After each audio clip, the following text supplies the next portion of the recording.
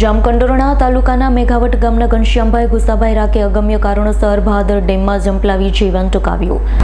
જામકંડોરણા તાલુકાના મેઘાવટ ગામના ઘનશ્યામભાઈ ગુસાભાઈ રાકે અગમ્ય કારણસર ભાદર ડેમમાં ઝંપલાવી જીવન ટૂંકાવ્યું.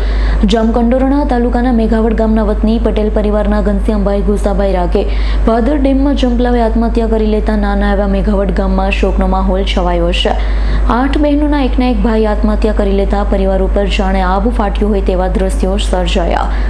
પરિવારમાં 8 બહેનના એકના એક ભાઈએ ધોરાજી તરફ જતા ભાદર નદીના પુલ પર તેમનું બાઇકને મોબાઈલ ગાડી પાસે રાખી ભાદર નદીમાં ઝંપલાવી જીવન ટૂંકાવ્યું. ફાયર બ્રિગેડની ટીમે લાશ શોધી કાઢી પીએમ માટે જામકંડોરણા સિવિલ હોસ્પિટલ ખાતે ડેડ બોડીને લાવવામાં આવી.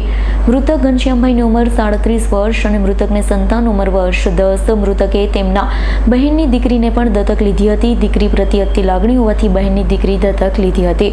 મૃતક થોડા સમય પહેલા જ સુરતથી ધોરાજી આવી તેમનો વ્યવસાય શરૂ કર્યો. વ્યવસાય શરૂ કરતાના 2 મહિના બાદ આત્મહત્યા કરી લેતા વધુ તપાસ જામકંડોરણા પોલીસ કરી રહી છે.